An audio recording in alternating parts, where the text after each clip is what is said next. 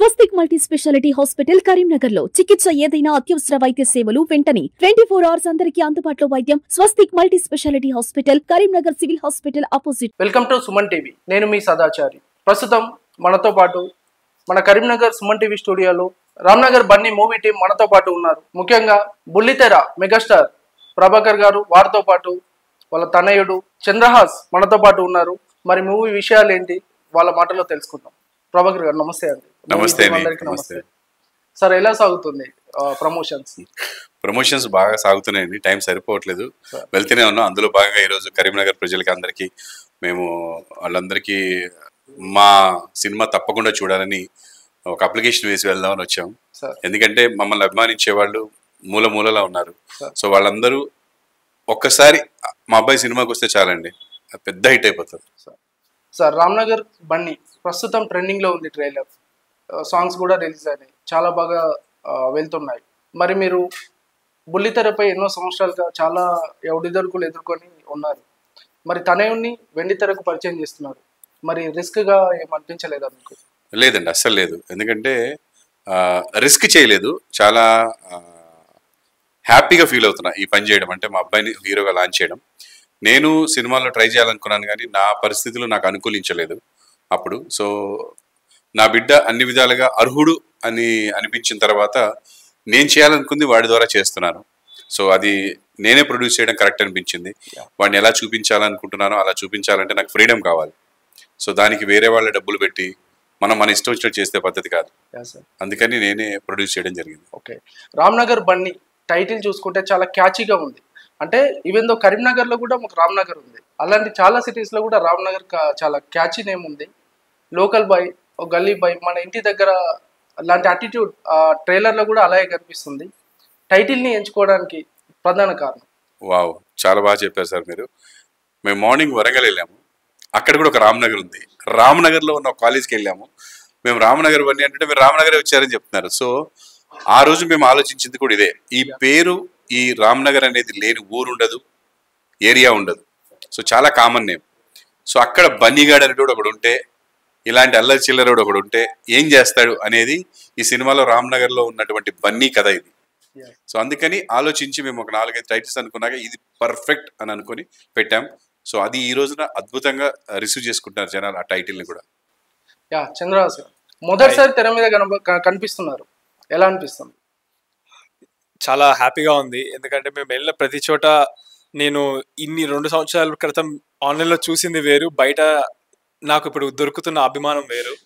నేను ఇదే నమ్ముకొని ఉన్నాను. అండ్ నా నమ్మకాన్ని వమ్ము చేయకుండా వెళ్ళిన ప్రతి చోట చాలా గొప్పగా అందరు రిసీవ్ చేసుకుంటున్నారు. And they are very happy and making me very happy. చాలా కాన్ఫిడెన్స్ వచ్చింది నాకు ఇప్పుడు ప్రమోషన్స్ చేస్తున్న టైంలో ఎస్పెషల్లీ. అండ్ ఏది రిలీజ్ చేస్తే అది ట్రెండింగ్లోకి వెళ్ళడం, అందరూ దాన్ని తీసుకొని దానికి కింద పాజిటివ్ కామెంట్స్ పెట్టడం, మొత్తం ఒక దెబ్బకి మొత్తం రివర్స్ అయిపోయింది. అండ్ దానివల్ల నాకు చాలా కాన్ఫిడెన్స్ అండ్ హ్యాపీగా ఉన్నాను. సార్ బుల్లితెర మీద నాన్నగారు చాలా బాగా ఒక వెలిగారు. అలాగే వెండి తెర మీద కూడా ఎన్నో అద్భుతమైన పాత్రలు పోషించారు. మీరు సినీ రంగ ప్రవేశం చేస్తున్నారు నా అబ్బాయి అని గ్రాండ్గా అనౌన్స్ చేసినప్పుడు మిమ్మల్ని అంటే ఒక అటిట్యూడ్ స్టార్ అని సొసైటీలో ఒక గుర్తింపు వచ్చింది. అంటే అలా మీకు అప్పుడు వచ్చిన కామెంట్స్ కానీ ట్రోల్స్ కానీ, అంటే అందరూ చూసేవాళ్ళు నిరుషాన్ని స్పృహలతోని కొంచెం నర్వస్గా ఫీల్ అవుతారు. కానీ మీ ట్రైలర్ కానీ మీ మూవీ ప్రమోషన్ చూస్తుంటే అవన్నింటిని మర్చిపోయేలా మళ్ళీ ఎనర్జెటిక్గా బౌన్స్ బ్యాక్ అయ్యేలా కనిపిస్తున్నారు మాకు. అంటే మీకు ఆ స్ఫూర్తి ఎలా? అదే సార్, అంటే నిజం వాస్తవం చెప్పాలంటే అది మొత్తం నా జీన్స్ మా డాడీదే కాబట్టి ఆ ఎనర్జీ మా డాడీది క్రెడిట్ అని నేను చెప్తాను. అండ్ దానికి తోడుగా నాకు ఇంకొక 10% అనొచ్చు ఆ నెగిటివిటీ ఏదైతే ఉందో వాళ్ళు నాకు ఆ కసినిచ్చారు ఇంకా బాగా చేయాలని చెప్పి. సో అదంతా నేను కేవలం సైలెంట్గా ఉన్న పాజిటివ్గా నన్ను లైక్ చేసిన వాళ్ళు ఉన్నారు కదా, వాళ్ళ కోసం చేశారు. అంతే సార్. చాలా బాగా డాన్స్ చేస్తున్నారు, ఫైట్స్ కూడా చాలానే ఉన్నట్టున్నాయి. అన్నింటికి ఎలా ట్రైన్ చేశారా? ట్రైనింగ్ అంటే చిన్నప్పటి నుంచి నేను ఒక 10th క్లాస్ తర్వాత నుంచి జిమ్నాస్టిక్స్ కానివ్వండి, లేకపోతే కిక్ బాక్సింగ్ అవనివ్వండి, స్విమ్మింగ్, ఇవన్నీ నేను ప్రాక్టీస్లోనే ఉన్నాను ఎప్పటికప్పుడు. డ్యాన్స్ వచ్చేసి అది ఇంకా నార్మల్గా చిన్నప్పుడు గేమ్ షోస్ అవ్వండి, లేదా అపార్ట్మెంట్లో గణేష్ ఫెస్టివల్స్ అప్పుడు పెట్టే డ్యాన్స్లు అవ్వండి, వాటన్నిటిలో స్కూల్లో కానీ పార్టిసిపేట్ చేసేటోండి. అలా కొంచెం డ్యాన్స్ టచ్ ఉంది. అండ్ ఎప్పుడైనా ఫ్యామిలీస్ అందరం కలిసి గేమ్ షోకి వెళ్ళినప్పుడు అక్కడ చేయించేవాళ్ళు. అలా టచ్ ఉండడమే తప్పితే ఎప్పుడు డ్యాన్స్ స్పెషల్గా నేర్చుకోలేదు. కానీ సాంగ్ సినిమాకి ముందు మాత్రం ఒక 4-5 రోజులు చాలా గట్టిగా ప్రాక్టీస్ చేస్తాను. ఓకే, మూవీలోకి రావాలన్న డ్రీమ్ మీకు ఎలా ఎప్పుడు స్టార్ట్ అయింది? దానికి మీ కుటుంబ సభ్యుల నుంచి అంటే అమ్మ నాన్న తరపు నుంచి వాళ్ళ రెస్పాన్స్ ఏంటి? మొదట బేసిక్గా నాకు 10 మందిలో ఉన్నప్పుడు నేను వాళ్ళని మాట్లాడి ఎంటర్టైన్ చేయడం కానీ నవ్వించడం కానీ నాకు చాలా ఇష్టము. అలాగా ఒకేసారి లక్షల మందికి చేయాలంటే ఎలా నేను ఆలోచిస్తే అది సినిమా ద్వారా నాకు అర్థమైంది. సో అందుకని నేను హీరో అవుదామని ఫిక్స్ అయ్యాను అనమాట. ఓకే ఓకే, మొదటి సినిమా కథ రామ్నగర్ బన్నీని ఎంచుకోవడానికి కారణం ఏంటి? ప్రభాకర్ గారు మీరు చెప్పండి. బాబు ఒక 2 సినిమాలు ఆల్రెడీ షూటింగ్లో ఉన్నాడండి.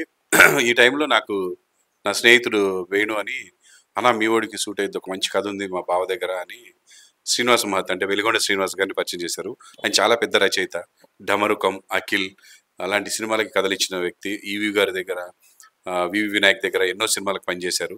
సో ఆయన కథ ఏదో ఉందంట కదా డార్లింగ్ నీ దగ్గర కథ వినిపించు అంటే నేను ఇది ఇప్పుడు ఇమీడియట్గా డైరెక్ట్ చేయాలనుకుంటున్నా డార్లింగ్, మళ్ళీ ఇప్పుడు మీరు విని అది లేట్, నువ్వు ఒకసారి వినిపించు డార్లింగ్, ఏదో ఒకటి చూద్దామని చెప్తే చెప్పాడండి.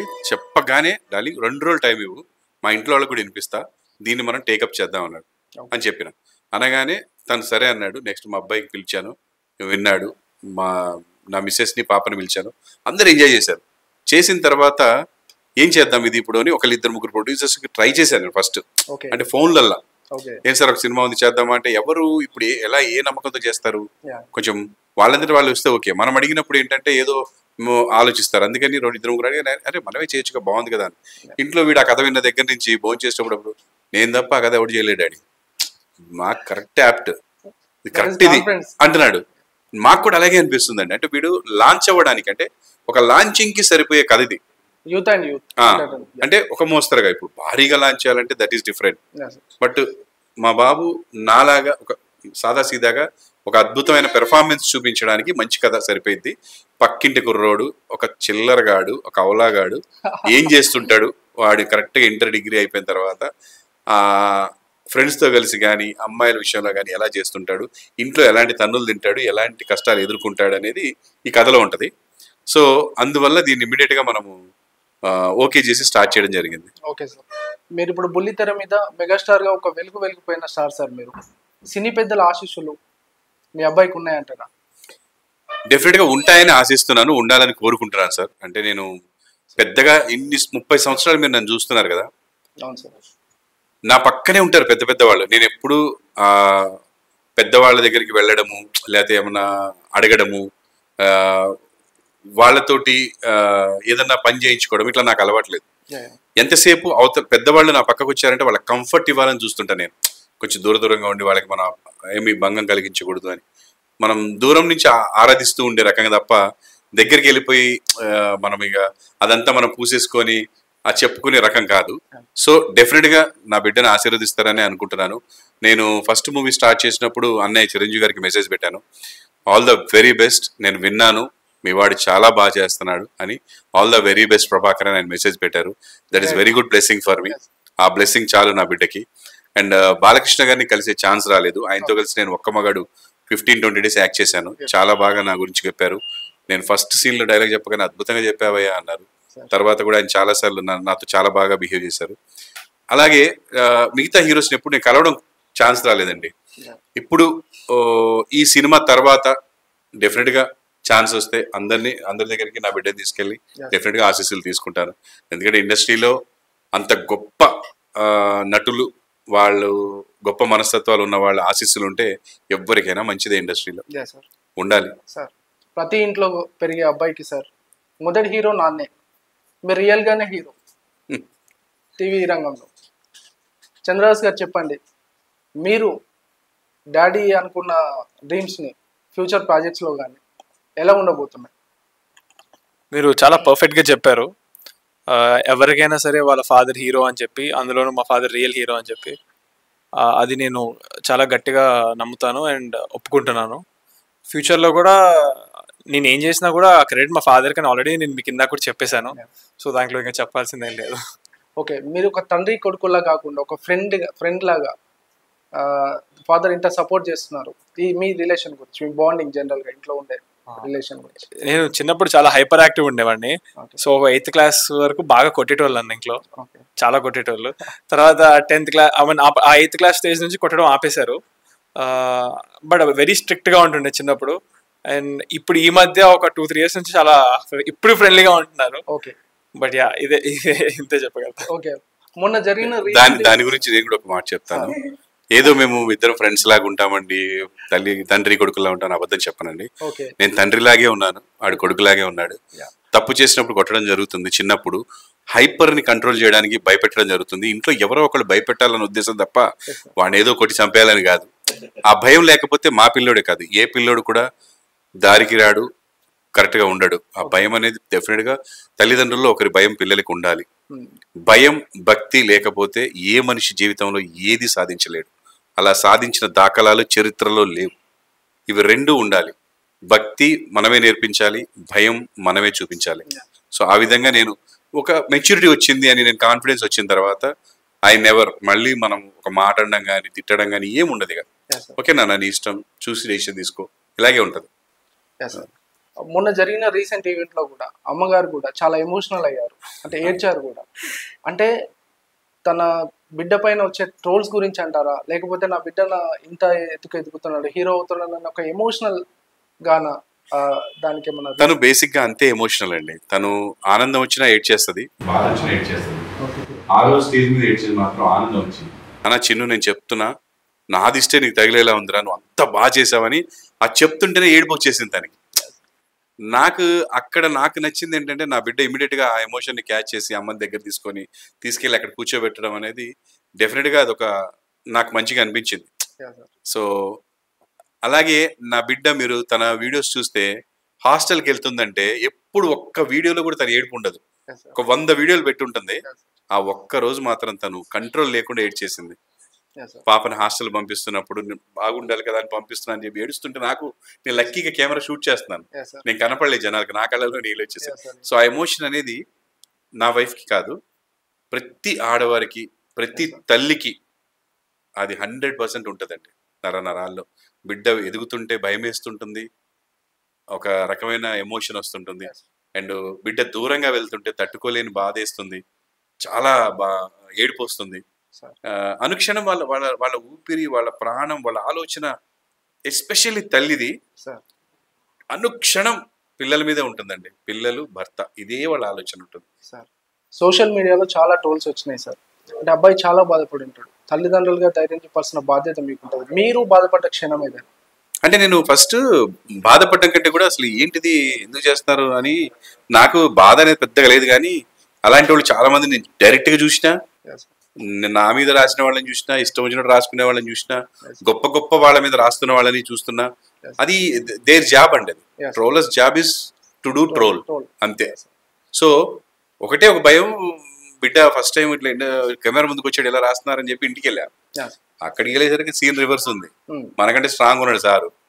ఇంకా అక్కడి నుంచే అసలు ఆరామ్గా ఉండి ఆ ట్రోలర్స్ ని ఎలా మెప్పించాలి, అండ్ ట్రోల్ చేస్తున్న ఈ 10 మంది కాకుండా కోట్ల మంది సైలెంట్ గా ఉన్నారు చూడండి, వాళ్ళని ఎలా మెప్పించాలి అనే దాని మీద కాన్సన్ట్రేట్ చేశాను సార్. బాబుకి అదే చెప్పా. అటిట్యూడ్ స్టార్, పర్ఫెక్ట్ యాప్టా అబ్బాయికి, దానిపై మీ స్పందన? అంటే యాప్టా కాదా అంటే ఏమేమి బిరుదులు వస్తాయి అని తర్వాత పెడితే, ఒక చిన్న విషయంలో కొంతమంది వీడికి యాటిట్యూడ్ ఎక్కువ, ఇంత యాటిట్యూడ్ అవసరమా, ఏంది వీడికి ఇప్పుడే అంత యాటిట్యూడ్ అన్నారు, నెగిటివిటీ పక్కన పెట్టాడు. కొంతమంది యాటిట్యూడ్ స్టార్ అన్నారు, పాజిటివిటీ వాడు పెట్టేసుకున్నాడు. సో ముందు యాటిట్యూడ్ అని ఇప్పుడు మీరు గూగుల్లో టైప్ చేస్తే, అది మేము పెట్టింది కాదు, గూగుల్లో కొన్ని 100 మంది పెట్టింది. యాటిట్యూడ్ స్టార్ అంటే బాగా ఫోటో వస్తుంది, పెట్టుకుంటే తప్పేముంది అని చెప్పి పెట్టుకున్నాడు. ఆ పేరుని సార్థకత ఈ సినిమాతో తీసుకొస్తాడు డెఫినెట్ గా. ఓకే చంద్రహాస్, మీరు చెప్పండి, హీరోయిన్స్ తో ఎలా ఉంది ఈ సినిమాలో, కెమిస్ట్రీ ఎలా ఉంది? ఐ మీన్ హీరోయిన్స్, మా 4 హీరోయిన్స్ సినిమాలో. Okay, so 4 heroines they did fantastic job. వాళ్ళ పాత్రలో అసలు చాలా లోపల మునిగి తేలేరు అసలు. అండ్ కెమిస్ట్రీ వరకు వచ్చేసరికి చాలా లక్కీ నన్ను నమ్ముతున్నాను, ఎందుకంటే నాకు ఇక్కడ ఎప్పుడు డిస్కంఫర్ట్ అవ్వలేదు, వాళ్ళు కూడా ఎప్పుడు డిస్కంఫర్ట్ ఫీల్ అవ్వలేదు. అండ్ చాలా ప్రొఫెషనల్గా ఉండింది మొత్తం అంతా కూడా. సెట్ మీద దాదాపుగా 50 to 100 పీపుల్ ఉంటారు, ఇంకెక్కువ కూడా ఉండొచ్చు.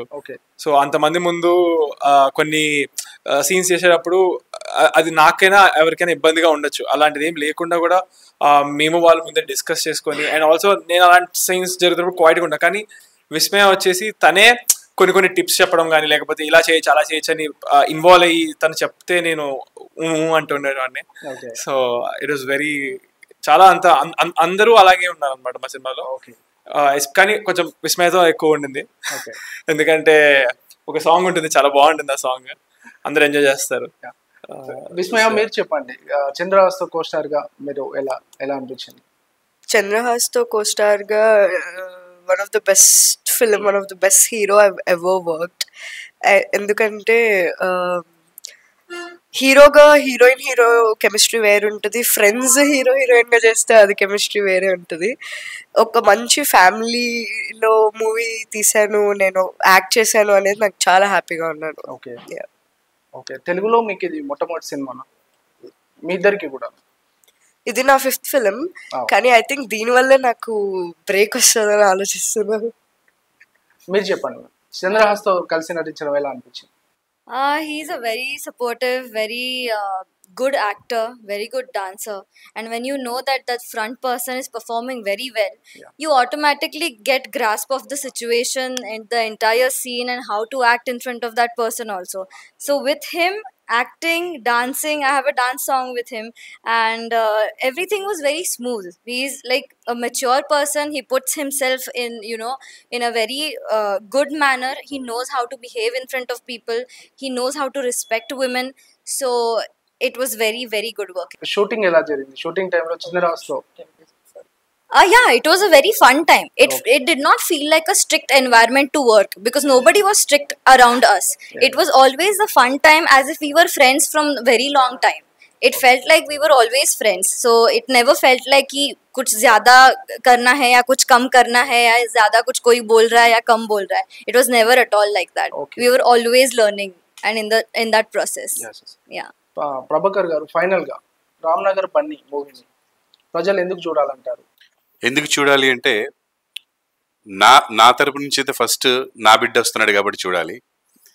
నన్ను ఎన్నాళ్ళు చూశారు, ఆదరించారు. 30 సంవత్సరాల నుంచి నాకు ఖాళీ లేకుండా నన్ను ఆదరిస్తున్నారు. ఏ రోజు కూడా నన్ను రిజెక్ట్ చేయలేదు, ఏ పాత్రలో కూడా నన్ను రిజెక్ట్ చేయలేదు. ఎలా చూసినా కూడా నన్ను ఆదరించారు. సో నా బిడ్డను కూడా అలాగే ఆదరించాలి. అండ్ రెండో విషయం, సెలవుల్లో ఫ్యామిలీ అంతా కలిసి వెళ్ళి ఒక మంచి సినిమా చూసి ఎంజాయ్ చేసి రావాలి. అలాంటి సినిమా అక్టోబర్ 4th రాబోతున్న సినిమా మా సినిమా. వెళ్ళి అందరూ హాయిగా ఫస్ట్ ఫ్రేమ్ నుండి లాస్ట్ ఫ్రేమ్ వరకు నవ్వుకుంటూ వస్తారు. మూడో కారణం, నా బిడ్డను 2 సంవత్సరాల క్రితం పరిచయం చేసినప్పుడు నోటికొచ్చినట్టు చాలా మంది మాట్లాడారు. దాన్ని ఛాలెంజింగ్గా తీసుకొని నా బిడ్డ ఎంత బాగా తను ప్రూవ్ చేసుకున్నాడు అనేది చూస్తే, చూసిన ప్రతి కుర్రాడికి, ప్రతి యంగ్ జనరేషన్కి ఒక ఇన్స్పిరేషన్ అవుతుంది. అరే మనం కూడా ఏది కూడా నెగిటివిటీని మీదకి తీసుకొని మనం లో అవ్వకూడదు, ఏదో సాధించి ఆ వర్క్ ద్వారా సమాధానం చెప్పాలని ఒక గొప్ప ఇన్స్పిరేషన్ అవుతారు. ఈ రకంగా చూడాలి. అండ్ సినిమా అభిమానులు సినిమా కంపల్సరీ చూడాలి కాబట్టి 4th మా సినిమా చూడాలి. సో యాటిట్యూడ్ స్టార్ అని పేరు ఎందుకు పెట్టుకున్నారు అని అందరూ అడుగుతున్నారు కదా. యాటిట్యూడ్ అంటే మనం 10 మందిని కొట్టేసి ఎవడేదో అంటే వెళ్ళి ముఖం మీద మాట్లాడేసి లేకుంటే ఎత్తిన గ్లాసు దించకుండా తాగి అది యాటిట్యూడ్ కాదండి. ఉన్న స్వభావాన్ని మనం ఎంత వరకు నిజాయితీగా ఉంటాం అనేది యాటిట్యూడ్. అది మా చంద్రహాస్ ఎప్పుడు హానెస్ట్గానే అన్నాడు. ఆ స్టేజ్ మీద చేతులు పెట్టుకున్నా ఏది చేసుకున్నా ఏదో పెట్టుకోవాలని పెట్టుకోలేదు, పాపం పెట్టుకున్నందుకు ట్రోల్ అయ్యాడు. సో ట్రోల్ చేసే వాళ్ళందరూ అంతే హానెస్ట్గా ఉన్నారా లేదా అనేది సినిమా చూసిన తర్వాత వాళ్ళకి అర్థమవుతుంది. సో సార్, యూత్ఫుల్ మూవీ అంటున్నారు, దాని తగ్గట్టుగానే ట్రైలర్ ఉంది. మరి మీకు ఫ్యామిలీ, మీరు బుల్లితెర మీద ఆల్రెడీ మెగాస్టార్ గా ఉన్నారు, మీకు ఫ్యామిలీ ప్రేక్షకులు ఎక్కువ ఉంటారు. ఫ్యామిలీ ప్రేక్షకుల కోసం ఏం చెప్పాలనుకుంటున్నారు ఈ సినిమా గురించి? డెఫినెట్ గా వాళ్ళందరూ చూడదగిన సినిమా తీశాను. ఈ సినిమా ముందు రిలీజ్ చేయడం కారణం కూడా అదే. దీనికంటే ముందు స్టార్ట్ అయిన సినిమా ఉన్నా కూడా ఇది పూర్తి చేసి మనం రిలీజ్ చేయడం కారణం, మొదటి సినిమా నా బిడ్డ అందరికీ దగ్గర అవ్వాలి, ఒక వర్గానికి కాదు, ఒక ప్రేక్షకుడికి కాదు, సినిమాని అభిమానించే ప్రతి ఒక్కరికి నచ్చాలి అని ఈ సబ్జెక్ట్ సెలెక్ట్ చేసి ఈ సినిమా తీయడం జరిగిందండి. ప్రభాకర్ గారు, బుల్లితెర మీద మీరు ఎంత సక్సెస్ అయ్యారో వెండితెర మీద కూడా మీ అబ్బాయి అలాగే సక్సెస్ అవ్వాలి, ఈ మూవీ చాలా పెద్ద హిట్ కావాలని మా సుమన్ టీవీ తరఫున కూడా మేము కోరుకుంటూ అక్టోబర్ 4th రాబోతున్న రామ్నగర్ బన్నీ మూవీని చూడండి. Thank you sir. మీరు అన్నట్టుగా ప్రేక్షకులే నన్ను ఇంతవరకు సక్సెస్ చేసింది, నా బిడ్డ కూడా సక్సెస్ అవ్వాలంటే వాళ్ళ చేతుల్లోనే ఉంది. Thank you so much. ధన్యవాదాలు.